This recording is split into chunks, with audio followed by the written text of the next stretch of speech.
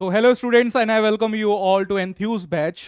देखिए, मैंने आपको लास्ट क्लास में बोला था कि जो बेसिक मैथ्स रहती है ना, ये डायरेक्टली तो हमारे फिजिक्स में यूज नहीं होती। ऐसा नहीं है कि इसी के ऊपर क्वेश्चन आ जाए कि आप बेसिक मैथ्स पे जैसे क्वाड्रेटिक इक्वेशन को आप सॉल्व करें, वो तो आपका मैथ्स का पार्ट है।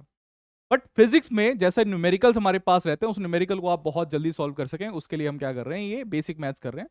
कुछ क्लासेस में हम बेसिक मैथ्स को कवर कर लेंगे और फिर इसके बाद जो आपकी स्पीड रहेगी वो भी क्या होगी, इंक्रीज हो जाएगी। हाँ। तो आज की क्लास में बेसिकली हमें क्या करना है, आज हम करेंगे क्वाड्रेटिक इक्वेशन। तो क्वाड्रेटिक इक्वेशन बहुत जगह यूज होती है।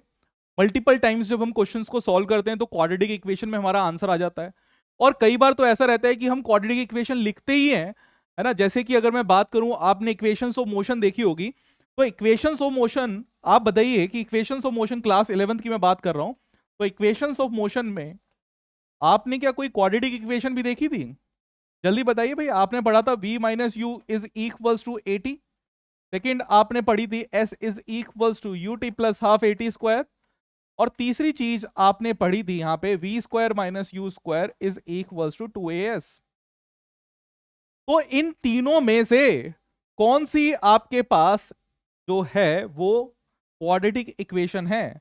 तो क्या ये वाली मेरे पास क्वाड्रेटिक इक्वेशन नहीं है? This is the quadratic equation, है ना। तो ये जो मेरे पास है यही क्या है, यही क्वाड्रेटिक इक्वेशन है। तो ये क्या होती है क्वाड्रेटिक इक्वेशन, इसी को हम पढ़ेंगे। तो आज की क्लास में बेसिकली क्या पढ़ने वाले हैं, दो टॉपिक्स हमारे रहेंगे। तो ये दो टॉपिक हमारे पास हैं। पहले हम पढ़ेंगे कि क्वाड्रेटिक इक्वेशन क्या होती है और फिर हम बाइनोमियल एक्सप्रेशन को भी देखेंगे, क्योंकि मल्टीपल टाइम्स ऐसा होगा कि हमारे पास हमें कुछ लंबी सीरीज रहेगी तो हमें उसको ओपन करना होगा। और मल्टीपल टाइम्स ऐसा भी हो सकता है कि हम बहुत बड़ी बड़ी पावर्स में डील करते हैं और उन पावर्स को जब हम सॉल्व करते हैं तो कई बार हम किसी चीज को इग्नोर भी कर देते हैं। इग्नोर करना बहुत जरूरी हमारे पास एक चीज रहती है कि हम किस तरीके से इग्नोर करें और कौन सी चीज को हम इग्नोर करें। तो उस चीज को भी हम यहां पर देखेंगे। ठीक है, क्या ये बात आपको समझ में आ गई है? कमेंट करके बता सकते हैं क्या इतनी बातें क्लियर है। चलिए स्टार्ट करें आज के इस सेशन को, क्वाड्रेटिक इक्वेशन वाले सेशन को। पहले मैं एक रिकैप करा देता हूं कि लास्ट की क्लास में हमने क्या किया था। तो बेसिक मैथ्स ही हम कर रहे थे। एक क्विक रिकैप करवा देता हूं कि लास्ट क्लास में हमने क्या किया था। तो बेसिक मैथ्स, जिसको मैं लेक्चर 01 भी कह सकता हूं, तो बेसिक मैथ्स में हमने सीरीज, मैंने आपको बताया था कि सीक्वेंस क्या होता है ना। सीक्वेंस, कोई भी लॉजिकल ऑर्डर अगर आप लेके चल रहे हैं तो उसको हम सीक्वेंस कह देते थे। और हमने सीक्वेंस के साथ साथ हमने सीरीज भी पढ़ी थी, है ना। सीरीज अगर आप उसको सम कर दे तो वो आपके पास हो जाएगा। और यहां पे हमने कुछ इंपॉर्टेंट फॉर्मूलाज देखे थे, कुछ इंपॉर्टेंट फॉर्मूलाज थे। और इसके साथ साथ कुछ इंपॉर्टेंट सीरीज आपके पास थी जो आपको समझनी थी। लास्ट क्लास अगर आपने अटेंड नहीं करी होगी वो अटेंड कर लेना, बिकॉज मल्टीपल टाइम्स ऐसा रहेगा कि हमारे पास जब हम फिजिक्स के क्वेश्चन सॉल्व करते हैं तो ऐसी सीरीज हमारे पास आएगी और हम उनको सॉल्व भी करेंगे। ठीक है, आज की इस क्लास में बेसिकली मुझे आपको करानी है क्वाड्रेटिक इक्वेशन। तो क्वाड्रेटिक इक्वेशन क्या होती है उसी चीज को देखेंगे और कैसे आप इजीली सॉल्व कर सकते हैं क्वाड्रेटिक इक्वेशन को, तो उस पर हम काम करेंगे। तो मैं बात करता हूं क्वाड्रेटिक इक्वेशन की। बेसिक मैथ्स के एक टॉपिक को मैंने यहाँ पे लिया है क्योंकि फिजिक्स में कई बार हमें इसके यूज रहेगा। और देखिए, मैं अपने एक्सपीरियंस के हिसाब से आपको बता रहा हूँ कि मैं यहाँ पर आपको मैथ्स नहीं पढ़ा रहा कि क्वाड्रेटिक इक्वेशन जो आपको जेई लेवल की चाहिए वो मैं यहाँ पे आपको करा दूं। मैं आपको जो फिजिक्स में आपको क्वाड्रेटिक इक्वेशन की रिक्वायरमेंट है, क्वाड्रेटिक इक्वेशन जो ग्राफ्स की रिक्वायरमेंट है, उस चीज को हम यहाँ पे क्लियर कर रहे हैं, सो डैट कि हम बिल्कुल जीरो लेवल से स्टार्ट करके आपको हाई लेवल तक लेके चले जाएं। ठीक है, तो चलिए बात करते हैं। सो क्वाड्रेटिक इक्वेशन होती क्या है? ये हमारे पास होती है इक्वेशन ऑफ सेकेंड डिग्री। इसको हम कहते हैं equation of second degree. Equation किसको कहते हैं भाई? जिसमें भी इक्वल टू का साइन आ जाए वो हमारे पास इक्वेशन है। तो जैसे एक एग्जांपल, जनरल इक्वेशन हम क्या रखते हैं क्वाड्रेटिक इक्वेशन की? ax square plus B x plus C is equals to 0। ये मेरे पास एक जनरल क्वाड्रेटिक इक्वेशन है। जनरल क्वाड्रेटिक इक्वेशन है। देखिए, आपको बहुत सारी चीजों की जनरल इक्वेशन पता होनी चाहिए कि ये इसकी जनरल इक्वेशन रहती है और इसी जनरल इक्वेशन में ही तो हम कुछ ना कुछ चीजें मॉडिफाई करेंगे। तो आपको ax square plus B x plus C आपको पता होना चाहिए। और अगर मैं इसको क्वाड्रेटिक इक्वेशन कह रहा हूं तो इसके साथ साथ एक कंडीशन है कि वेयर a जो है ना वो जीरो नहीं होना चाहिए। बिकॉज a अगर जीरो हो गया तो फिर एक्स स्क्वायर की टर्म ही गायब होगी। और एक्स स्क्वायर की अगर टर्म गायब हो गई तो इसका मतलब क्या हुआ? ये क्वाड्रेटिक इक्वेशन ही नहीं रहेगी। ठीक है, तो ये हमारे पास एक बेसिक चीज है। इस बेसिक चीज की अगर बात करें हम, देखिए अब इसके सॉल्यूशंस निकालते हैं, बिकॉज ये इक्वेशन है। इक्वेशन का मतलब क्या है, मेरे पास लेफ्ट हैंड साइड और राइट हैंड साइड है, और जब हम इसको सॉल्व करेंगे तो हमारे पास कुछ सॉल्यूशंस आएंगे। अब आप उसको सॉल्यूशंस कह लो, उसको रूट्स कह लो, बात एक ही है हमारे पास। तो हमारे पास, हम बात करते हैं पहले रूट्स की। तो अगर मैं रूट्स की बात कर रहा हूं तो रूट्स आपके पास जैसे अल्फा बीटा, आपके पास ये रूट्स हैं। तो ये रूट्स को कैसे आप निकाल सकते हैं, हमारे पास डायरेक्टली फॉर्मूला है। एक तो आपके पास मिडिल टर्म स्प्लिटिंग रहती है, एक तरीका जिसको मैं बच्चों को कई बार कहता हूं कि आप यूज कर सकते हैं मिडिल टर्म स्प्लिटिंग। आपके पास जो मिडिल टर्म रहेगी उसको आप स्प्लिट कर सकते हैं, उसको भी हम यूज करेंगे। और दूसरा तरीका आपके पास है कि आप डायरेक्ट फॉर्मूला भी यूज कर सकते हैं। डायरेक्ट फॉर्मूला हमारे पास होता है रूट्स निकालने का। तो क्या होता है डायरेक्ट फॉर्मूला रूट्स निकालने का, भाई आपके पास ये अल्फा हो चाहे बीटा हो, आपके पास ये बराबर रहेगा minus B plus minus under root B square minus 4ac divided by आपके पास 2a। ठीक है, देखिए आपके पास अगर मैंने क्वाड्रेटिक इक्वेशन बोली है तो क्वाड्रेटिक इक्वेशन के दो रूट्स हमारे पास होंगे, या आप कह सकते हैं दो सॉल्यूशंस हमारे पास होंगे। कि अगर मैं ये जो अल्फा और बीटा की वैल्यू जो आ रही है, अगर मैं इसमें सब्स्टिट्यूट कर दूं तो मुझे ये वैल्यू कैसी दे देगा, जीरो वैल्यू दे देगा। क्या बात समझ रहे हैं, कि अगर मैंने ये अल्फा जो है ये एक्स की जगह पर अगर डाल दिया तो मेरे पास क्या आएगी, जीरो आ जाना चाहिए, तो ही मैं कहूंगा कि ये इसका सॉल्यूशन है, अदरवाइज नहीं कहेंगे कि सॉल्यूशन है। ठीक है, इसी तरह बीटा को अगर मैं पुट कर दूं तो बीटा मेरे पास क्या हो जाएगा, बीटा अगर मैं एक्स की जगह सब्स्टिट्यूट कर दूं, यानी कि मैं A beta square plus B beta plus C is equal to zero लिख दूं। अपने दिमाग में एक बार इसको बोले करो जब मैं बोलता हूं इसको, बिकॉज हमारे ब्रेन जो है ना वो कई तरीकों से सीखता है। एक तरीका रहता है कि हम देख रहे हैं सुन रहे हैं हमें लग रहा है कि हाँ पता है, एक बार जब आप खुद से बोलने की कोशिश करोगे तो भी ब्रेन सीखेगा। क्या बात समझ रहे हो, तो वैसे भी हमारे पास ब्रेन सीखता है। ठीक, तो चले बढ़े आगे। तो ये आपके पास है, यहां से हम कई बार क्वेश्चंस निकालेंगे भी, सॉल्व भी करेंगे। एक एग्जांपल मैं आपको दिखाता हूं, एग्जांपल सॉल्व करें, या ये इक्वेशन तो आपको पता होगी। हाँ, चलिए पहले एक एग्जांपल इसी का सॉल्व करते हैं कि कैसे इस चीज को यूज किया जाता है, और फिर इसके बाद दोबारा देखेंगे। या डायरेक्टली फॉर्मूला लिखवा दूं, भाई बोला करो यार, बिल्कुल शांत बैठे रहते हो, कुछ बोलना ही नहीं होता है, ऐसा है क्या। चलिए एक क्वेश्चन लेता हूं पहले। 2x² minus of 5x, 2x² minus of 5x plus 3। ठीक है, ये इक्वेशन हमारे पास है, फाइंड करने हैं आपको रूट्स।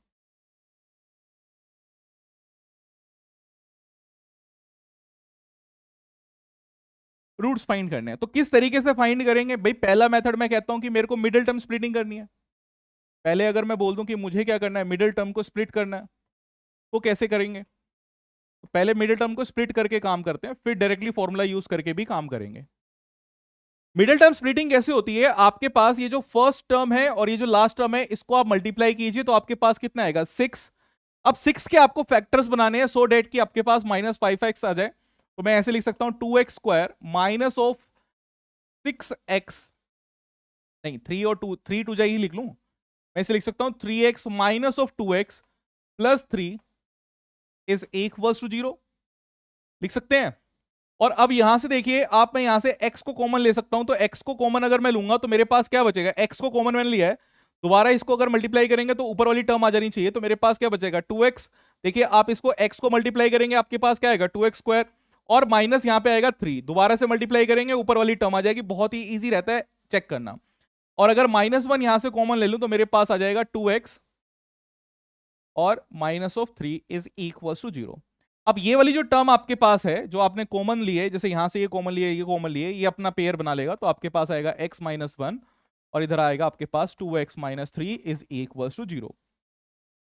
देखिए अगर इन दो का प्रोडक्ट हमारे पास 0 है तो मैं बोल सकता हूं कि किसी भी एक की वैल्यू तो 0 होगी हमारे पास, तो मैं बोल सकता हूं कि x-1 मेरे पास 0 के बराबर होगा। तो x-1 0 के बराबर है, तो x की वैल्यू कितनी हुई हमारे पास 1, और 2x-3 अगर 0 के बराबर है तो x की वैल्यू हमारे पास कितनी होगी 3/2।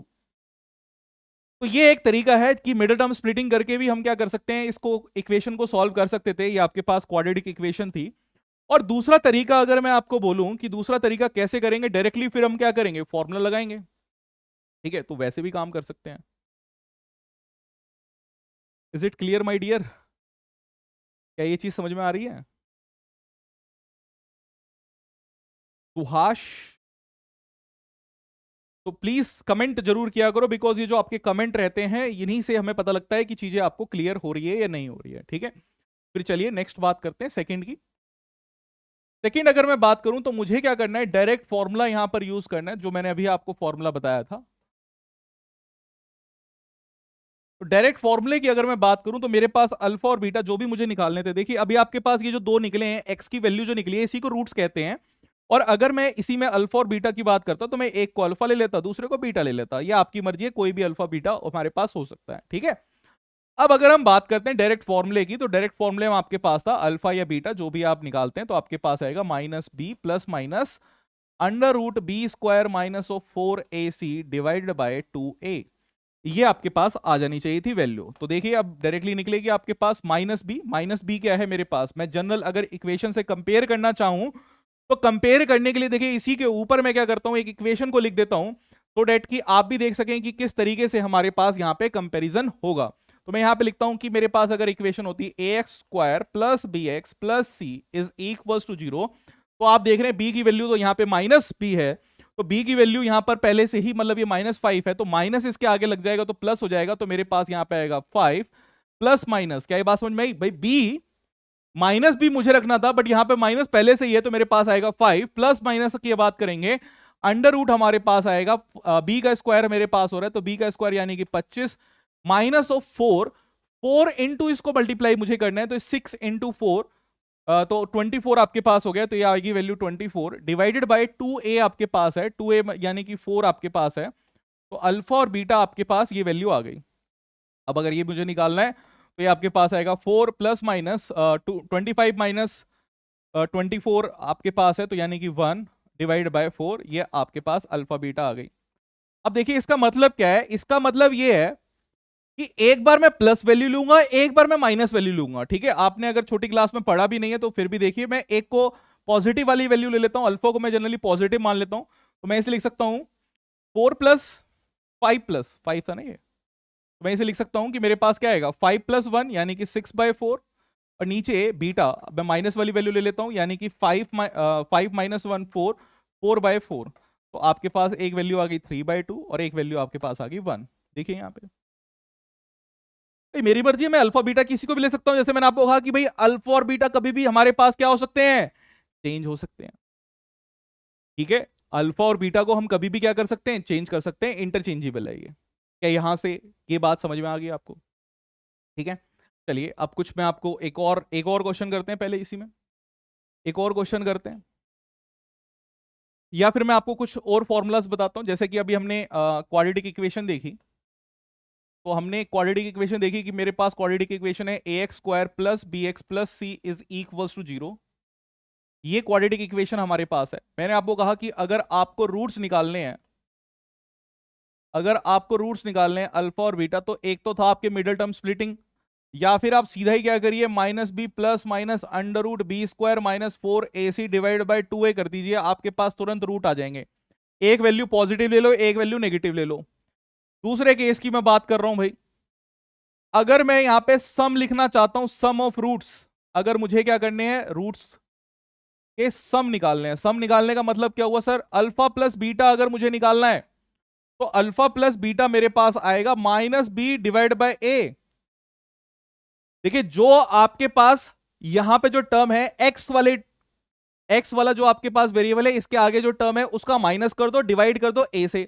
अच्छा यहां पर देखिए भाई, अल्फा और बीटा को अगर मैं ऐड करूं, अल्फा और बीटा को अगर मैं ऐड करूं तो 1 प्लस 3/2, अगर मैं अल्फा प्लस बीटा अगर करता हूं तो मेरे पास कितना आएगा, 1 प्लस 3/2 आपके पास आएगा, तो ये 1 प्लस 2 आपके पास कितना हो जाएगा, ये आपके पास आएगा 5/2, तो ये वैल्यू आपके पास आ जाएगी 5/2।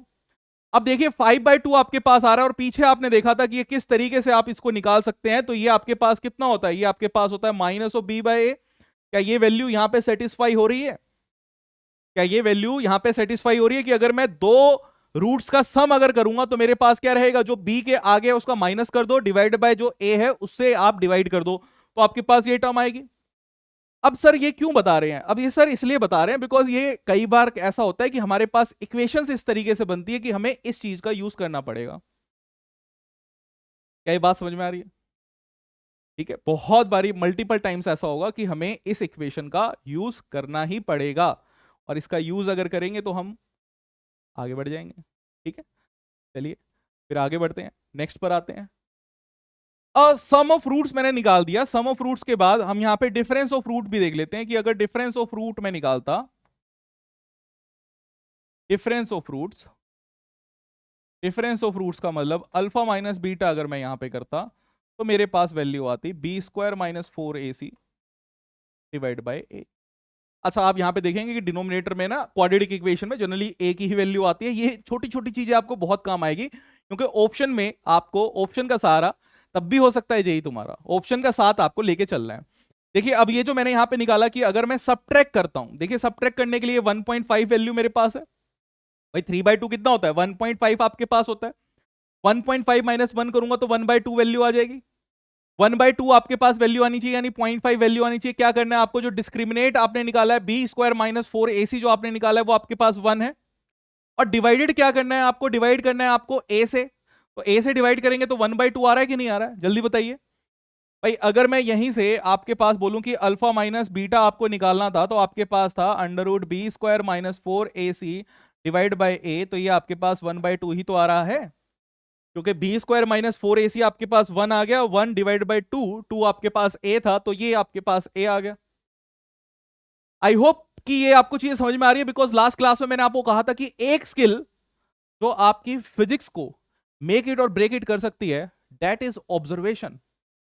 आपको ऑब्जर्व करना आना चाहिए, सी व्हाट अदर्स कांट। ऐसी चीजें देखिए जो दूसरे नहीं देख पा रहे हैं, और इसके साथ साथ आपको कंपैरिजन आना चाहिए कि जो इक्वेशंस आपको दे रखे हैं, जो फॉर्मुलाज आपको दे रखे हैं, आप उनको सही से क्या कर सके, हैंडल कर सके। राइट, बस इतनी सी है फिजिक्स, इससे ज्यादा फिजिक्स नहीं है ना। ये हमें मैथ्स यहां पे यूज करनी पड़ेगी, बिकॉज यहां से चीजें क्वांटिफाई हो जाती है, हमें पता लग जाता है कि हाँ ऐसी ही चीजें आ रही हैं।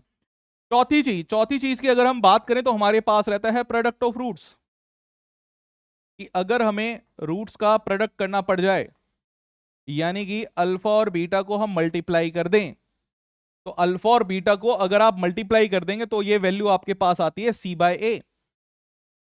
ठीक है, ये वैल्यू आपके पास आती है सी बाय ए। अब यहां पे देखते हैं, इसमें देखते हैं कि अगर मैं 2 को मल्टीप्लाई करूं तो देखिए 1 है, 1 आप मल्टीप्लाई भी करेंगे तो आपके पास क्या आएगा? 3/2 ही आएगा भाई। अल्फा और बीटा को अगर मल्टीप्लाई करेंगे कितना आएगा? 3/2 ही आएगा। तो अब यहां पर देखो कि अगर 3/2 ही मेरे पास आ रहा है तो मेरे को क्या करना है? सी बाय ए। तो सी मेरे पास 3 है और 2 मेरे पास यहां पे आया, तो सी बाय ए आ रहा है कि नहीं आ रहा? ठीक है, आई होप ये चीजें क्लियर हो रही हैं, किस तरीके से हम यहाँ पे काम कर रहे हैं वो आपको पता लग रहा है कि हम इक्वेशंस को बड़ी आसानी से निकाल सकते हैं। राइट, चलिए आगे बढ़ते हैं। चैट, आपकी चैट नहीं चल रही है, एक काम करते हैं, क्लास देखें।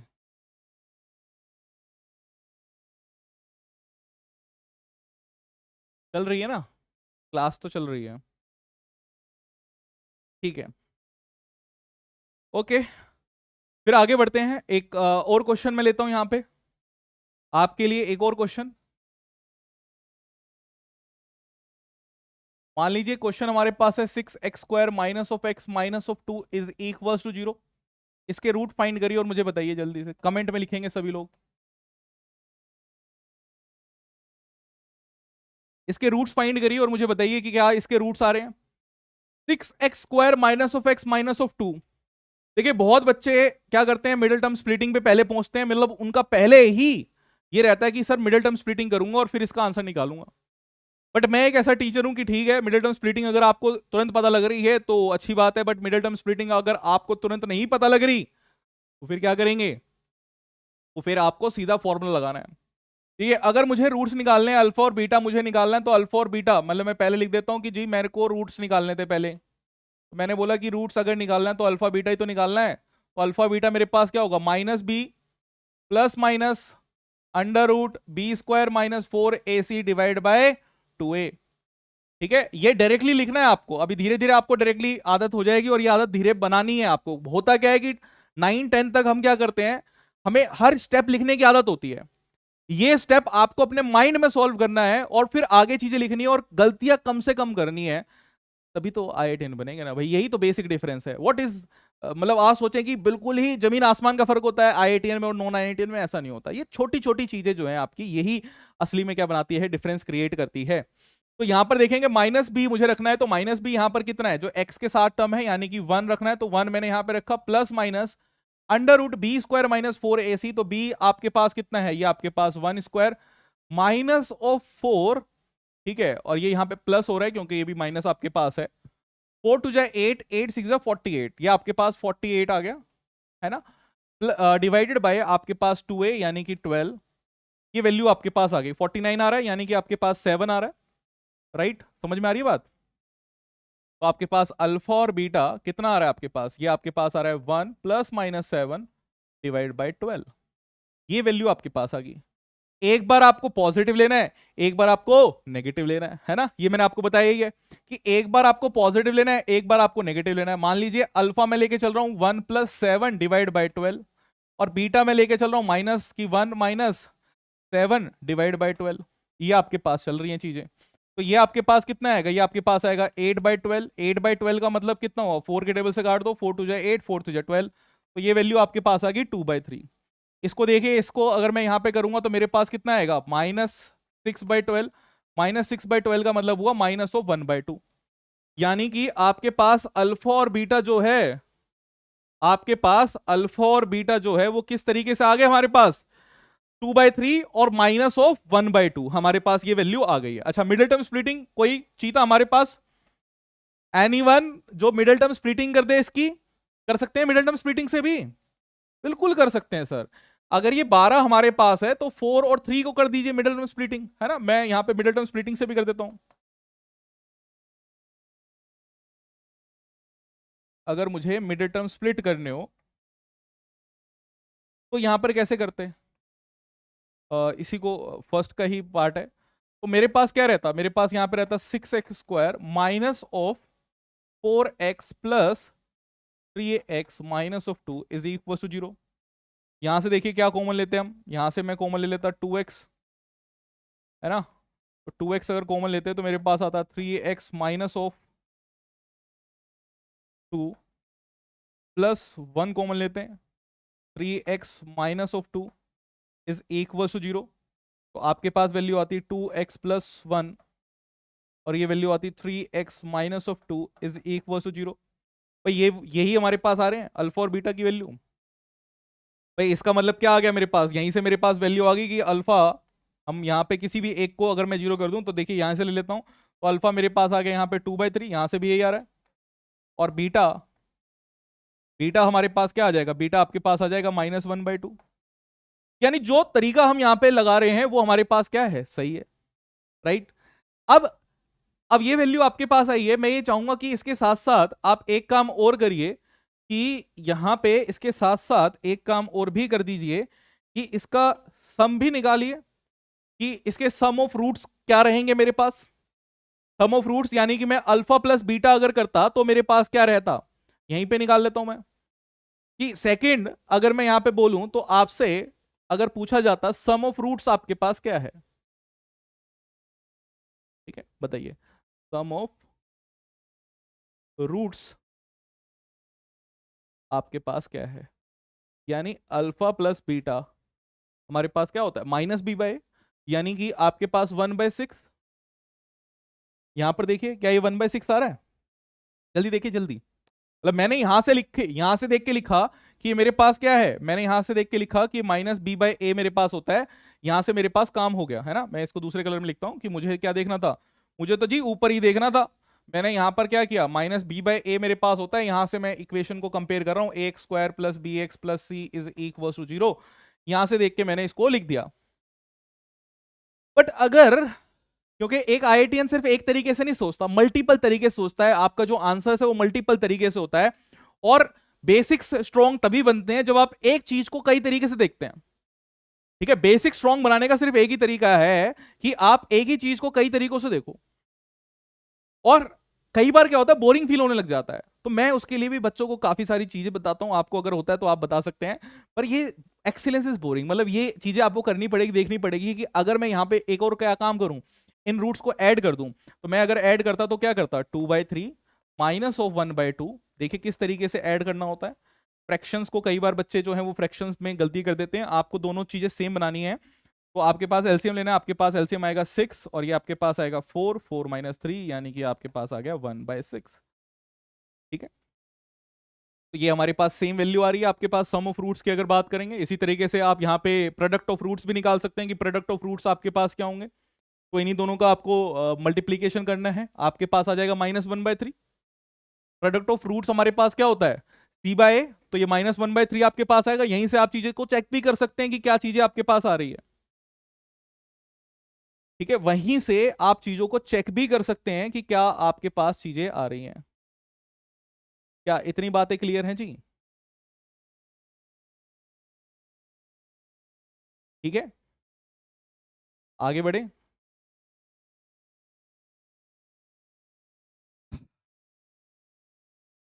आई होप कि ये वाली चीज आपको समझ में आ गई है। ठीक है, चलिए कुछ मैं और भी चीजें आपको बताता हूं, या फिर एक क्वेश्चन और करें, एक क्वेश्चन और कर लें, एक क्वेश्चन और। ठीक, चलिए एक क्वेश्चन और करते हैं, फिर मैं कुछ चीज बताता हूं आपको। ठीक है, सो एक क्वेश्चन लिखते हैं। 3x² minus of 2√6x plus 2 is equal to 0, find root.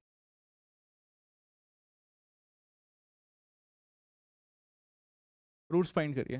ठीक है, तो ये आपके पास है 3x² minus of 2√6x plus 2 is equal to 0।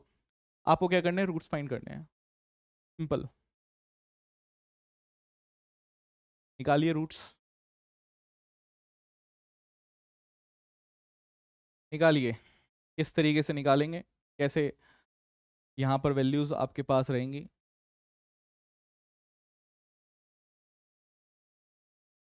ठीक है, और मुझे बताइए, रूट्स की वैल्यू निकालो एक बार, जल्दी बताओ।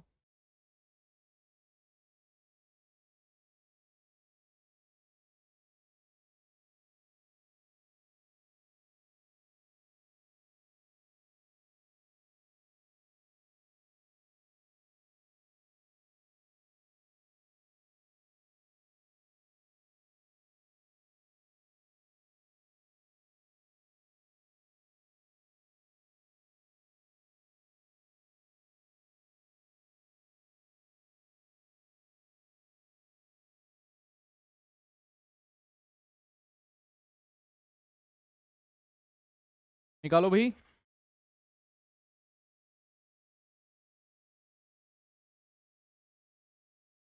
क्या रहेगा इसका आंसर, इस वैल्यू को निकालिए। मैंने यहाँ पे रूट्स आपको बता दिए किस तरीके से निकालनी है और क्या रूट्स आपके आ रहे हैं, तो जल्दी से मुझे बताओ।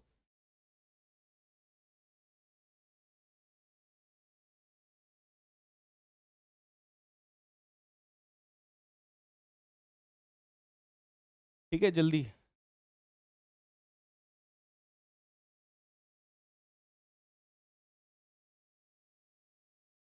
चलिए आगे आते हैं।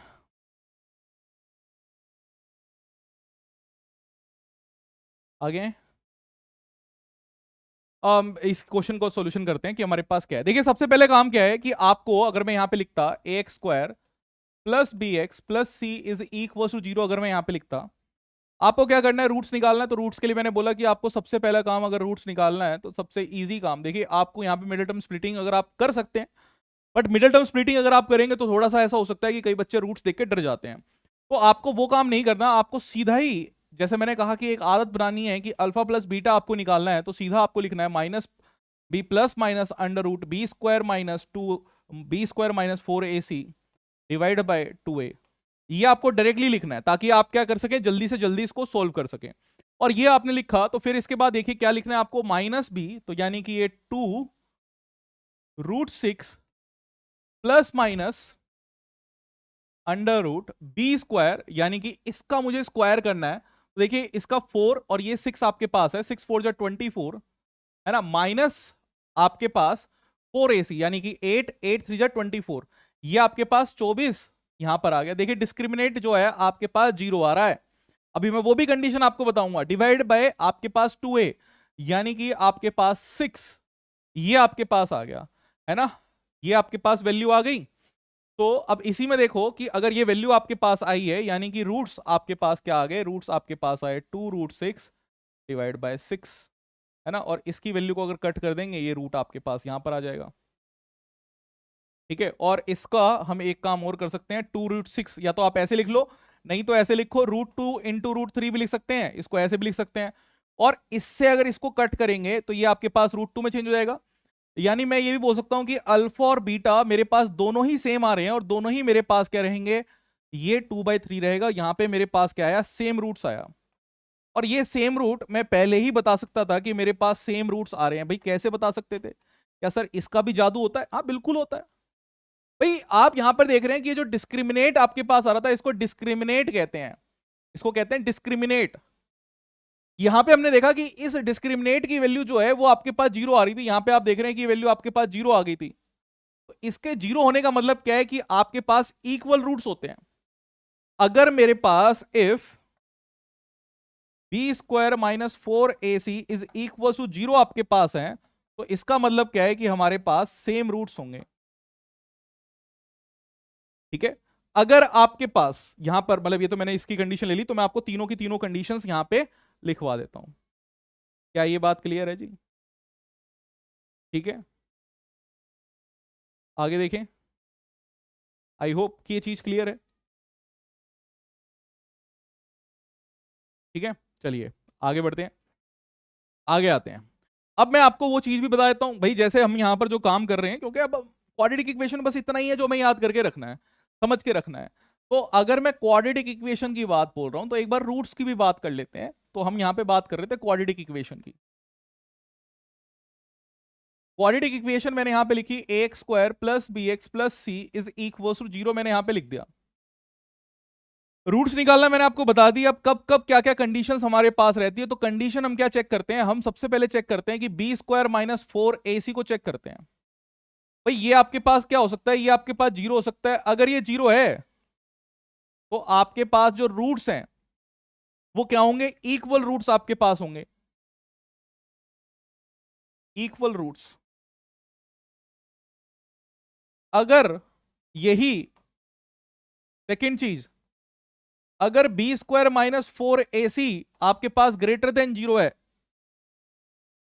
ग्रेटर देन 0 अगर आपके पास है, तो आपके पास क्या होंगे, अनइक्वल रूट्स होंगे, अनइक्वल एंड डिस्टिंक्ट, दोनों सेम ही चीज है। ठीक, तीसरी चीज, थर्ड, अगर बी स्क्वायर माइनस 4ac आपका लेस देन 0 है, अगर ये लेस देन 0 है तो आपके पास क्या होंगे, तो आपके पास not real roots, real roots नहीं होंगे, इमेजिनरी रूट्स होंगे। ठीक है, अब ये सर इक्वेशन कहां से आ रही है, मतलब कहां से आ रही है, तो भाई ये कहीं से नहीं आ रही है। आपके पास जो अल्फा और बीटा की हम बात कर रहे थे, वो आपके पास minus B plus minus under root B square minus 4ac आपके पास था डिवाइड बाई 2a। तो आप जानते हैं कि अगर मेरे पास ये रूट में टर्म है, तो रूट की टर्म हमेशा क्या होनी चाहिए, पॉजिटिव आनी चाहिए। नॉर्मल मैथ्स तो यही कहती है, बाकी वो कॉम्प्लेक्स मैथ्स जो है उसमें हम क्या करते हैं, चीजों को चेंज कर देते हैं। ठीक है, तो वो वाली तो बात हम कर ही नहीं रहे हैं, अभी हम क्या कर रहे हैं, नॉर्मल बात कर रहे हैं। ठीक है, इसके बाद हमारे पास जो चीजें आती हैं उसको भी एक बार देखते हैं। देखिए क्वाड्रेटिक इक्वेशन और कहां पे आपके पास रहेगी, क्वाड्रेटिक इक्वेशन के ग्राफ्स हमारे लिए बहुत इंपॉर्टेंट है फिजिक्स की अगर मैं बात करूं तो। देखिए क्वाड्रेटिक इक्वेशन के जो ग्राफ्स रहते हैं वो हमारे लिए काफी काफी ज्यादा इंपॉर्टेंट ग्राफ्स हैं। तो मैंने यहां पे रखा था A x square plus B x plus C is equal to 0, मैंने यहां पे रख दिया।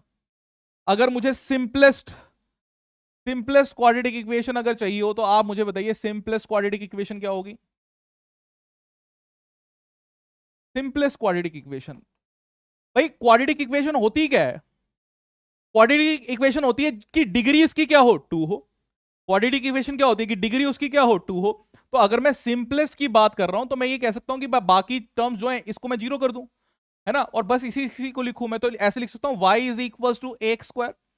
ये मेरे पास एक सिंपल है, x का स्क्वायर हो रहा है यानी कि x नेगेटिव में नहीं जाएगा।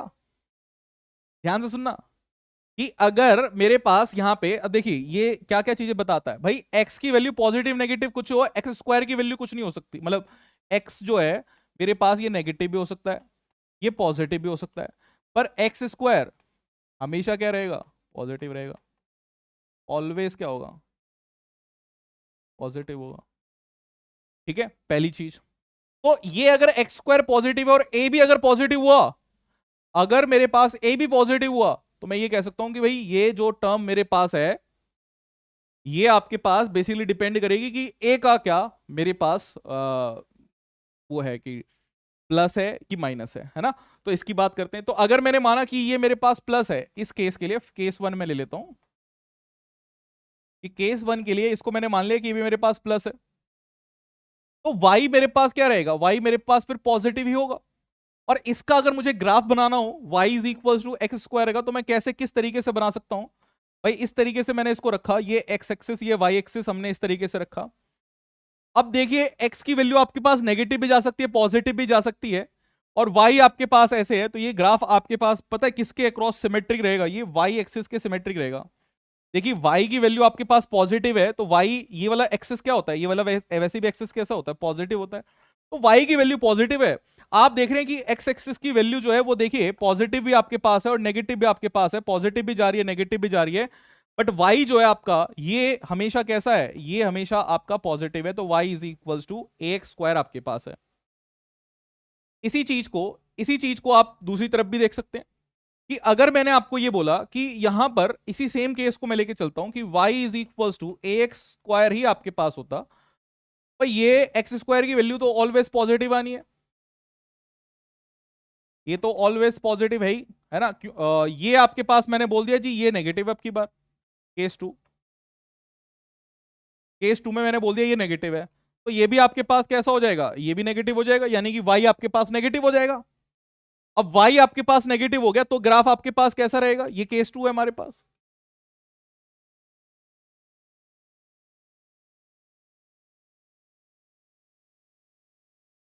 This is case to.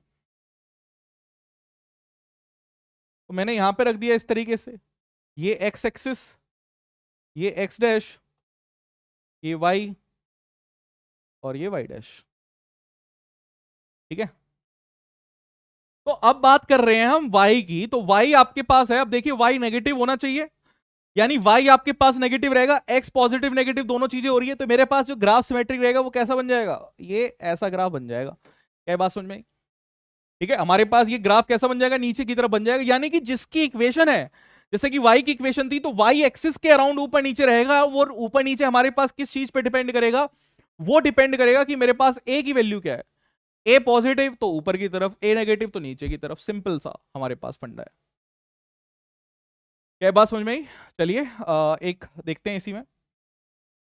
देखिए अब बात करते हैं अपनी उसी की भाई। s is equal to, equation of motion आपको पता है, s is equal to u t plus half a t square आपके पास होती है ना। s is equal to u t plus half a t square आपके पास होती है। मान लेते हैं कि हमें ग्राफ प्लॉट करना होगा, अगर मुझे एक ग्राफ प्लॉट करना पड़ जाए डिस्प्लेसमेंट वर्सेस टाइम के बीच में, इसको मैंने लिया डिस्प्लेसमेंट और इसको मैंने ले लिया टाइम। ठीक है, इसके बीच में मुझे ग्राफ प्लॉट करना पड़ जाए और मान लेते हैं कि इनिशियल वेलोसिटी u को मैंने मान लिया कि मेरे पास जीरो है। ठीक है, कंसिडरिंग u मेरे पास जीरो था, तो स्टार्टिंग में मैंने मान लिया कि डिस्प्लेसमेंट आपके पास जीरो से स्टार्ट हो रही है, तो मेरे पास इक्वेशन जो है बेसिकली ऐसी बन जाएगी, सिंपल सी इक्वेशन मैंने बनाई है, s is equal to half a t square. देखिए मुझे किसी बात से मतलब फर्क नहीं पड़ता, मुझे लगा कि यहां पे मेरे पास क्या होगा, y is equal to A x square मेरे पास है, मैं उस पूरी की पूरी टर्म को a बाई टू मान सकता हूं। अल्टीमेटली जो ग्राफ प्लॉट होगा वो मेरे एक्स स्क्वायर की टर्म्स में ही रहेगा, यानी टी स्क्वायर। तो आप यहां देख रहे हैं टाइम मेरे पास ऐसे ऊपर की तरफ जा रहा है, ग्राफ किसकी तरफ सिमेट्रिक रहेगा, y, यानी कि मैं इसको डिस्प्लेसमेंट लेके चल रहा हूं, तो ये ग्राफ मेरे पास कुछ ऐसा चलेगा। क्या ये बात समझ में आए? तो ग्राफ मेरे पास कैसा रहेगा, ऐसे रहेगा। अब ये ग्राफ क्या शो कर रहा है, ये ग्राफ दो चीजें शो कर रहा है। एक तो ग्राफ आपको पता लगा कि क्या काम कर रहा है, दूसरी चीजें इस ग्राफ से आप क्या चीज देख पा रहे हैं। See what others can't. मैं यहां पर बहुत बार बच्चों को कहता हूं कि सी वॉट अदर्स कांट। ऐसी चीजें देखिए जो दूसरे ना देख सकें। It's the art of observation. ये आपकी आर्ट ऑफ ऑब्जर्वेशन होनी चाहिए। जो दूसरे नहीं देख पा रहे वो आपको देख लेना है, जो दूसरे नहीं पकड़ पा रहे वो आपको पकड़ लेना है। और यही चीज मैं सिखाने के लिए आपको यहां पर हूं। I am obsessed. आप मान सकते हैं कि मैं ऑब्सेस्ड हूं कि आपको एक ऐसी ऐसी टेक्निक, ऐसी ऐसी ऑब्जर्वेशन बता दी जाए सो डैट कि आपकी परफॉर्मेंस इंप्रूव हो जाए। परफॉर्मेंस इंप्रूव करने के लिए सबसे पहले आपको अपनी स्टेट चेंज करनी पड़ेगी। स्टेट चेंज कैसे, कि अभी आप बैठे हैं, हो सकता है कि आराम से बैठे हो, सिर्फ आप अपनी ब्रीदिंग चेंज कर लीजिए। ऐसे 3 बार सांस ले लीजिए, उसी से आपको लगेगा कि यार हाँ कंसंट्रेशन बन गई है। 3 बार एकदम से सांस ले लीजिए, या मुंह को ऐसे ऐसे कर लीजिए। आप देखेंगे कि डिप्रेशन आपका चला जाएगा। जितनी जल्दी जल्दी कर सकते हो उतनी जल्दी जल्दी करके देख लीजिए। ऑनलाइन में ये छोटी मोटी चीजें आपको पता लगेगी। अब यहां पे क्या चीज सर जो दूसरों को नहीं दिख रही, जो मुझे दिख जाए, ऐसा आप सोच रहे होंगे। भाई यहां देखो कि ये जो ग्राफ है ये स्टार्टिंग में ऐसे सीधा चल रहा है। मतलब अगर मैं हर पॉइंट पे टेंजेंट बनाने की कोशिश करूं, अगर मैं एक काम करूं कि हर पॉइंट पे टेंजेंट बनाने की कोशिश करूं, तो ध्यान से देखना आपके पास क्या होगा। भाई इस पे एक टेंजेंट बनाया, फिर इस पे एक टेंजेंट बनाया, फिर इस पे, फिर ऐसे। तो आप देख रहे हैं धीरे धीरे ग्राफ क्या है, ऐसे जा रहा था और ऐसे धीरे धीरे धीरे धीरे अपना मुंह उठा रहा है ऊपर की तरफ। यानी मैं इस ग्राफ में ये कह सकता हूं कि ये ग्राफ जो है मेरे पास स्टार्ट ये कैसे किया था, स्टार्टिंग जो थी इस ग्राफ की, ये स्टार्ट क्या थी इसकी, स्लो थी, है ना। स्लो का मतलब क्या है भाई, टाइम ज्यादा ले रहा है, ऊपर की तरफ नहीं बढ़ रहा है, डिस्प्लेसमेंट नहीं बढ़ रही है। मैं ये कह सकता हूं कि स्टार्ट स्लो करने का मतलब क्या है भाई, टाइम क्या ले रहा है, टाइम ज्यादा है। और डिस्प्लेसमेंट आपके पास क्या है, डिस्प्लेसमेंट कम है। भाई स्लो लर्नर कौन होता है, स्लो लर्नर वही तो है कि सर मुझे अभी समझ में नहीं आ रहा, इस साल समझ में नहीं आ रहा, अगले साल देखेंगे। भाई आप ये सोचिए कि एक बार ही जो आप काम कर रहे हैं वो आपका एक्सट्रीम होना चाहिए, बेस्ट होना चाहिए। आईआईटी इसलिए ही अलग है क्योंकि वो बताती है कि आपने एक बार डिसाइड कर लिया यानी आप उसे कर देंगे। आपको कोई भी डाउट नहीं होना चाहिए फिर उसके बाद कि ये नहीं हो पाएगा, हो पाएगा, है ना। तो ये आपके पास है। अच्छा धीरे धीरे बाद में देखिए आप एंडिंग में आपके पास क्या हो रहा है। स्टार्ट तो आपके पास पता लग गई, अब एंडिंग में देखिए, एंडिंग में क्या हो रहा है। एंडिंग में ये फास्ट हो रहा है, एंडिंग में फास्ट हो रहा है, यानी कि टाइम आपके पास क्या है, टाइम आपके पास लेस है ना। कम टाइम में देखिए, कम टाइम में टाइम नहीं बढ़ रहा है। भाई इतने में देखिए ये टाइम का एक्सेस देखिए आप, टाइम तो नहीं बढ़ा। आपके पास डिस्प्लेसमेंट देखिए, डिस्प्लेसमेंट कितनी बढ़ गई, बहुत ज्यादा बढ़ गई भाई। भाई यहां से लेकर यहां तक बढ़ गई, आप देखिए कि इतने टाइम में इतनी डिस्प्लेसमेंट आपके पास बढ़ गई। यानी कि आपके पास टाइम कम लगा, डिस्प्लेसमेंट आपके पास ज्यादा हो गई। तो एक ये चीज भी आपको ऑब्जर्व कर लेनी चाहिए थी इसी में। आई होप ये पता लग गया होगा आपको कि किस तरीके से हमने ये ग्राफ जो है ये प्लॉट किया है। तो अब कहीं पर भी आपको अगर ये स्क्वायर वाली टर्म्स दिख जाती हैं, कहीं पर भी अगर ये स्क्वायर वाली टर्म्स आपको दिख जाती है, तो आप ये समझ लेना कि किस तरीके से इनको हैंडल किया जाता है। ठीक है, किस तरीके से इनको हैंडल किया जाता है ये आपको समझ में आ जाना चाहिए। एक और चीज मैं बताता हूं यहां पे। देखिए अगर मैं स्प्रिंग फोर्स की बात करूं, मैं अभी यहाँ पे एक स्प्रिंग की भी बात कर लेते हैं, कैसे कैसे फिजिक्स में काम चलता है। तो फिजिक्स में मैंने अभी आपको ये डिस्प्लेसमेंट की इक्वेशन बताई थी, तो ये मेरे पास इक्वेशन ऑफ मोशन से आती है, क्योंकि हमें तो असली में देखना है कि कैसे हम इसको फिजिक्स में यूज करेंगे। तो ये चीज मेरे पास इक्वेशंस ऑफ मोशन में आती है। और यहां पर देखिए ये हमारे पास स्प्रिंग की अगर मैं बात करूं, तो स्प्रिंग पे जो फोर्स हमारे पास लगती है वो लगती है F is equal to minus of k x. अगर मेरे पास एक स्प्रिंग है और उस स्प्रिंग को हमने किसी दीवार पे क्या कर रखा है, अटैच कर रखा है,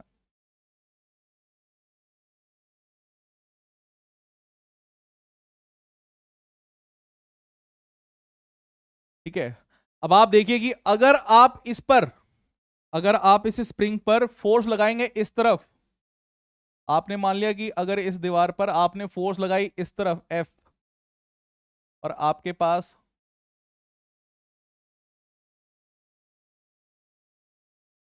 X की डिस्प्लेसमेंट हो गई,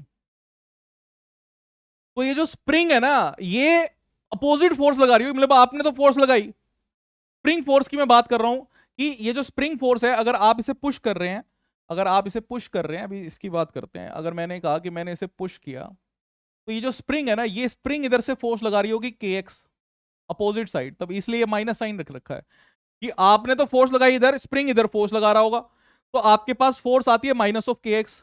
इसी तरीके से यहां पे अगर मैं पोटेंशियल एनर्जी की बात करूं, तो पोटेंशियल एनर्जी की अगर मैं यहां पे बात करूं कि अगर मैंने इसको ऐसे होल्ड करके रोक दिया, तो हमारे पास पोटेंशियल एनर्जी आती है हाफ के एक्स स्क्वायर।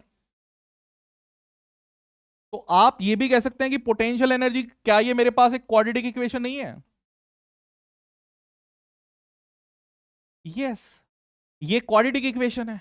और इसका भी अगर ग्राफ प्लॉट करने के लिए कोई आपको बोल दे कि जी ग्राफ प्लॉट करना है क्वाड्रेटिक इक्वेशन का, तो आप खुश हो जाना कि ठीक है सर, ग्राफ तो बड़ी आसानी से प्लॉट हो जाएगा, आप बस बताओ कि कौन सी चीज को किसके साथ प्लॉट करना है। मैंने यहां पे कहा कि आपको इस साइड रखनी है पोटेंशियल एनर्जी, और इस साइड मैंने कहा यहां पे आपको रखनी है डिस्प्लेसमेंट, ये जो एक्स आप कर रहे हैं। तो ये ग्राफ आपका कैसा हो जाएगा भाई, जल्दी से बताइए। आप इस तरफ आएगा ऐसे करके, ऐसे करके आपके पास ये ग्राफ आ जाएगा। अब मैं ये क्यों कह रहा हूं, बिकॉज आपको सिमिलरिटी फाइंड करनी है, आपको पैटर्न्स फाइंड करने हैं। जो मैं चीजें आपको सिखा रहा हूं, ये चीजें आप मल्टीपल जगह क्या करेंगे, यूज करेंगे। आपने अब तक ये चीजें मैथ्स में पढ़ी थी, है ना। मैं बहुत बार बोलता हूं कि आपकी जो ऑब्जर्वेशन है, आपको ऑब्जर्वेशन क्या करनी है, अपनी इंप्रूव करनी है। अपनी ऑब्जर्वेशन पे क्या करेंगे, काम करेंगे, है ना। और सिमिलैरिटी देखना स्टार्ट करेंगे, सी सिमिलैरिटी। आपको ऑब्जर्वेशन अपनी इंप्रूव करनी है, सिमिलैरिटी देखनी है चीजों में कि यार ये तो सिमिलर है जो हमने पहले पढ़ रखा है। सी सिमिलैरिटी, सी पैटर्न्स, आपको ये पैटर्न्स देखने पड़ेंगे कि कैसे कैसी चीजें हैं हमारे पास, कि ऐसे हम करते हैं तो हमारे पास ऐसी चीजें हो जाती हैं। जब ये आप काम करना स्टार्ट कर देंगे, तो आपकी जो लेवल ऑफ अंडरस्टैंडिंग आपकी रहती है, वो अपने आप धीरे धीरे क्या होगी, इंप्रूव होना स्टार्ट हो जाएगी। आई होप कि ये चीज आपको समझ में आ गई कि किस तरीके से हमने यहां पर काम किया है। अब बात करते हैं बाइनोमियल एक्सप्रेशन की। ठीक है, let's talk about binomial expression. अब हमारा क्वाड्रेटिक इक्वेशन जो है वो सिर्फ इतना ही था। आपको क्वाड्रेटिक इक्वेशन आइडेंटिफाई करनी आनी चाहिए कि यार ये क्वाड्रेटिक इक्वेशन है, इसका ग्राफ कैसे चलेगा। तो ग्राफ आपको ऐसा ही मिलेगा। पहली चीज तो आपको ये समझ में आ गई कि क्वाड्रेटिक इक्वेशन के ग्राफ ऐसे ही होते हैं। दूसरी चीज आपने यहां से सीखी कि रूट्स कैसे निकाले जाते हैं, उनका सम क्या होता है, उनका प्रोडक्ट क्या होता है, उनका डिफरेंस क्या होता है। तो ये चीजें आपको समझ के रखनी है, और इनको फिजिक्स में जब जरूरत पड़ जाए तब आपको रेडी रहना है। ये ऐसा है कि आप कई बार ये सोचते हैं कि मैं परफेक्शन जो है उसको बनाऊं। आप ये सोचें कि विराट कोहली जो है अगर सिर्फ ड्राइव मारता रहेगा और सोचेगा कि यार मेरे को ड्राइव परफेक्ट हो जाएगी, उसके बाद फिर मैं ये हुक शॉट खेलना स्टार्ट करूंगा, तो नहीं सीख पाएगा। आपको सारी चीजें सीखनी है, और जब जिस चीज की जरूरत पड़ जाए वो चीज यूज कर लेनी है। यही तो आपको एथलीट माइंडसेट अगर एक बार आपका बन गया, तो आप किसी भी एंट्रेंस एग्जाम को निकाल सकते हैं। It's not about IIT, it's about everything. यही आपको डेवलप करना है।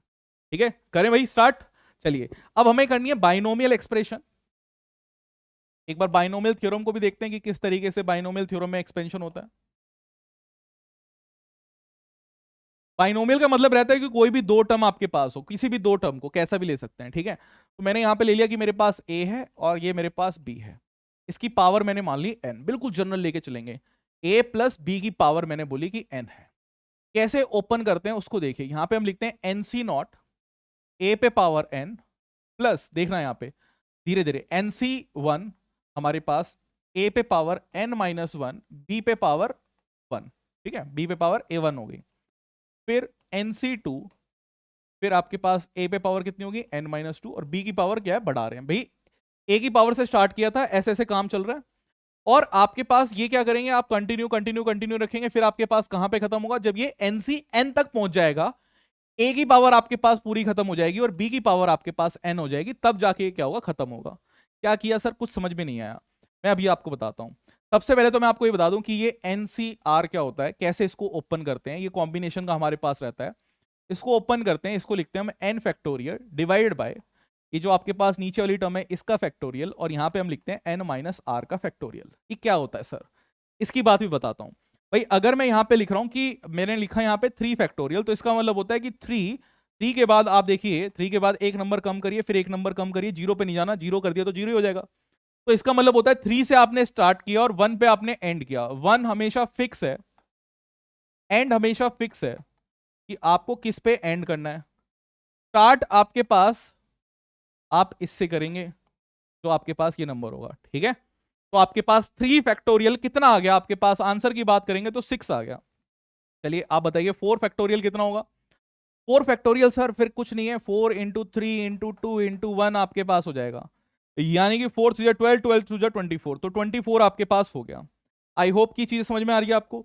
अगर यहीं पे मैंने बोला कि 5 फैक्टोरियल आपको निकालना है, तो 5 इंटू 4 इंटू 3 इंटू 2 इंटू 1 आपने किया, ये आपके पास हो गया। तो आपके पास आया 4 से 12, 12 से 24, 24 इंटू 5, तो 24 इंटू 5, 5 4 जो 20, 5 to 10, 120, आपके पास 120 आ गया, ठीक है। तो ये आपके पास 120 वैल्यू यहां पर आ गई 5 फैक्टोरियल की। तो इस तरीके से हम यहां पे फैक्टोरियल की बात करते हैं। और सर ठीक है, ये फैक्टोरियल पता लग गया, तो अब सर इसको कैसे हैंडल करेंगे। तो इसको भी देख लीजिए भाई, एक बार ये आपको पता लग गया तो फिर ये भी पता लग जाएगा, ये भी पता लग जाएगा आपको। तो देखिए इसको कैसे हैंडल करेंगे। जैसे मैंने मान लिया कि मेरे पास 5C3 है आपके पास, तो आप क्या लिखेंगे 5 फैक्टोरियल डिवाइडेड बाय, नीचे क्या लिखेंगे भाई 3 फैक्टोरियल, और इनटू क्या लिखेंगे 5 माइनस 3, 2 फैक्टोरियल, ठीक है। अब देखना ध्यान से, मैंने लिखा 5 इंटू 4 इंटू 3 फैक्टोरियल, यहां पे लिख दिया, ये 3 फैक्टोरियल लिखा, और 2 फैक्टोरियल मतलब 2 ही होता है, तो ये मैंने लिख दिया यहां से। 2 से इसको कट कर दो तो ये आपके पास कितना आ जाएगा, ये आपके पास आ जाएगा 10, यानी कि 5C3 की वैल्यू आपके पास आई 10। क्या इसको हैंडल करना है। एक और देखना चाहेंगे, चलिए एक और देख लो।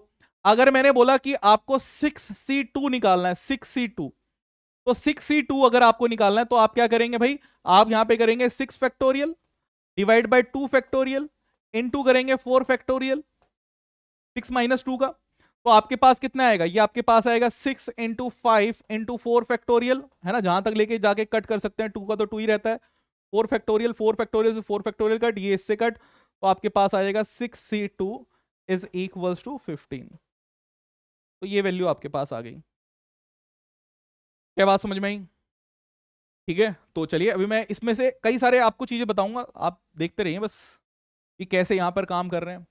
तो मैंने आपको क्या बताया, मैंने आपको बताया कि a प्लस बी की पावर अगर n है तो किस तरीके से ओपन करते हैं, एन सी नॉट ए पे power n plus n c one हमारे पास चल रहा है, a पे पावर n माइनस वन हो जाएगा, b पे पावर 1 आएगी, ठीक है, मतलब एक पावर हमने करी तो यहां पर एक आई, प्लस फिर हम क्या करेंगे, यहां पर हमारे पास आएगा एन सी वन, वन तो हो गया, एन सी टू आपके पास a पे पावर n माइनस टू और b पे पावर क्या आएगी 2, प्लस प्लस प्लस प्लस ऐसे लेके जाएंगे, ये आपके पास आएगा एन सी एन, और b पे पावर ये आपके पास आएगा, ठीक है। और अब देखिए, अब मैं आपको कई सारे मजेदार चीजें सिखाता हूं। आपने बचपन में पढ़ा होगा कि a प्लस बी का होल स्क्वायर कितना होता है। अरे पढ़ा है कि नहीं पढ़ा है, a प्लस बी का होल स्क्वायर कितना होता है, ये ऊपर तक दिख रहा है, यस दिख रहा है, इट्स विजिबल। पढ़ा है कि नहीं पढ़ा है, तो a प्लस बी का होल स्क्वायर आपने पढ़ा होगा कि कितना रहता है आपके पास, तो आप कहेंगे सर बिल्कुल पता है, a square plus b square plus 2ab। मैं आपको कहूंगा ठीक है, इसको अभी ऐसे नहीं करेंगे, अभी मैं आपको इसी बाइनोमियल से ओपन करके दिखाते हैं। भाई दो ही टर्म तो आपके पास है, और जो दो टर्म आपके पास है इसको एक बार ओपन करिए, तो आप इसको लिखेंगे किस तरीके से लिखेंगे भाई, एन एन यहां पर कितना है 2, 2C0 ए पे पावर n यानी a पे पावर 2, फिर 2C1 ए पे पावर 1 b पे पावर 1, फिर 2C2 ए की पावर तो 0 हो जाएगी, b पे पावर आपकी पास क्या आएगी 2, खत्म। भाई किस पे खत्म होता है, एनसीएन पे खत्म होता है, किस पे शुरू होता है, एनसी नोट पे शुरू होता है, यानी 2 0 से स्टार्ट हुआ, 2 पे हमारे पास खत्म हो गया। कितनी टर्म्स आई यहाँ पे, 3 टर्म्स आपके पास आई, तो एक माइंड भी डेवलप होगा कि अच्छा इतनी पावर रहती है, अगर ये 2 टर्म की इतनी पावर दे रखी है तो हमारे पास किस तरीके से आपको हैंडल करना है, तो वो चीजें भी आपको पता लगेगी। देखिए कैसे ओपन करेंगे इसको, येलो से लिख लें, कैसे ओपन करेंगे इसको, देखिए तो ये आपके पास क्या आएगा 2, नीचे आपके पास 0 फैक्टोरियल 1 होता है, 0 फैक्टोरियल आपके पास 1 होता है, ठीक है, 2 0 फैक्टोरियल इंटू 2 माइनस 0 आपके पास फिर से 2 फैक्टोरियल, है ना, ये आपके पास आएगा, तो ये आपके पास आ जाएगा 2 फैक्टोरियल, यानी वो 1 हो जाएगा आपके पास ए स्क्वायर, फिर इसको देखिए ये आपके पास आएगा 2 फैक्टोरियल 1 फैक्टोरियल और 1 फैक्टोरियल, ठीक है, तो ये आपके पास ए बी, प्लस फिर देखिए 2 factorial divide bye 2 factorial into 0 factorial, आपके पास बी स्क्वायर। ठीक है, ध्यान से देखेंगे, 0 फैक्टोरियल 1 होता है, मैं आपको बता दूं 0 फैक्टोरियल इज 1, तो ये 1 है आपके पास, ये 2 2 कट हो गया आपके पास, ठीक है, और ये 1 आ गया, तो आपके पास ए स्क्वायर प्लस ये आपके पास ए बी 2ab, मतलब 2 फैक्टोरियल है तो 2ab प्लस ये आपके पास कितना आया, ये भी आपके पास कट हो गया, ये आपके पास बी स्क्वायर। तो हमारे पास a प्लस बी का होल स्क्वायर, ये वाला फॉर्मूला आ गया। वाह सर वाह, वाह सर, मजे कर दिए सर ने, मजे करे कि नहीं करे, है ना।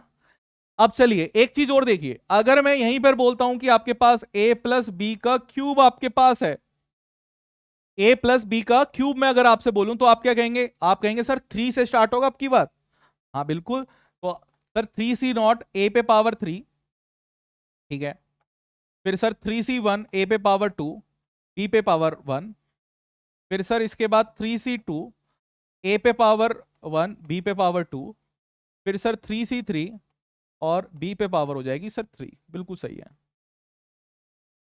बिल्कुल सही बोल रहे हो कि इसी तरीके से हमारे पास काम चलेगा। अब देखिए 3, अब मैं आपको एक चीज और बता दूं, आपने यहां पे देखा कि देखिए 3 फैक्टोरियल आपके पास आएगा, 3 माइनस 3 फैक्टोरियल आएगा, यानी कि मैं कह सकता हूं कि आपके पास एनसी नॉट और एनसीएन आपके पास हमेशा 1 होता है।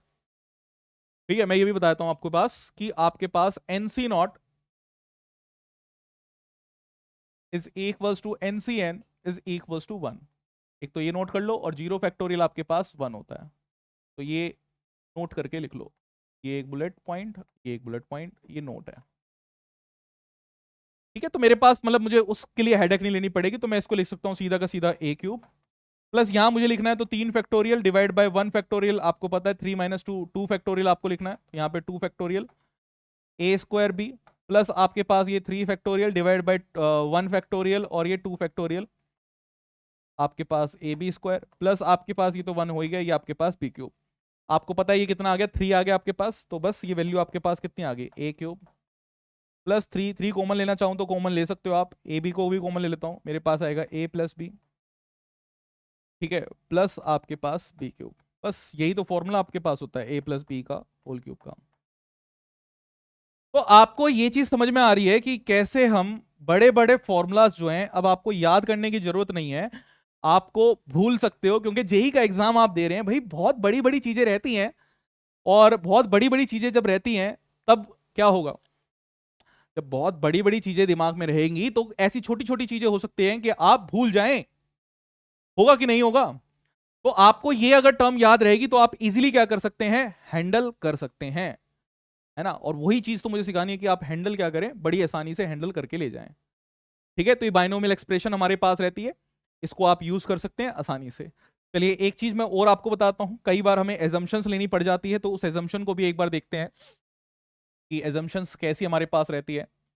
अगर मैंने यहां पे लिख दिया 1 प्लस एक्स पे पावर एन मैंने लिखा है, ठीक है, 1 प्लस एक्स पे पावर एन मैंने लिखा है, तो इसको आप एक बार ओपन करिए कि किस तरीके से आप ओपन करेंगे।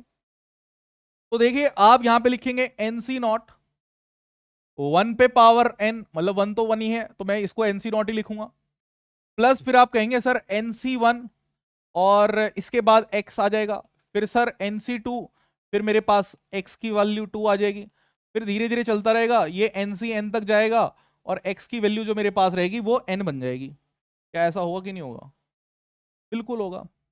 ठीक है, इसके साथ साथ मैं ये भी लिख सकता था कि एनसी नोट तो मेरे पास 1 ही होता है, यानी कि 1 आता, ये मेरे पास क्या है, ये मेरे पास N factorial divide by 1 factorial 1 N minus 1 का फैक्टोरियल, होगा कि नहीं होगा, एन माइनस 1 का फैक्टोरियल रहेगा। ठीक है, और ये मेरे पास x रहेगा प्लस यहां पे मैं लिख सकता हूं n फैक्टोरियल और नीचे मेरे पास 2 फैक्टोरियल और ये n माइनस 2 का factorial x square plus so on so on चलता रहेगा, और लास्ट में पावर मेरे पास आएगी x की पावर n, है ना, लास्ट में मेरे पास पावर आ जाएगी x की पावर n। अब इसमें और देखो थोड़ा सा ध्यान से, ये 1 प्लस 1 है, n फैक्टोरियल आपके पास है, तो n n माइनस 1 ऐसे तो चलेगा, ऐसे लिख सकते हैं इसको, मैं n माइनस 1 का फैक्टोरियल लिख सकता हूं, ये और ये कट जाएगा, आपके पास इधर कितना आएगा x प्लस, यहां से ध्यान से देखना, n n minus 1 n minus 2 का फैक्टोरियल, याद करना मैं कैसे लिख रहा था, भाई मैंने लिखा था 5 फैक्टोरियल, तो मैंने लिखा था 4 इंटू 3 इंटू 2 फैक्टोरियल, ऐसे लिख सकते हैं। बस वही मैं काम कर रहा हूँ, धीरे धीरे धीरे धीरे बस कम कर रहा हूँ।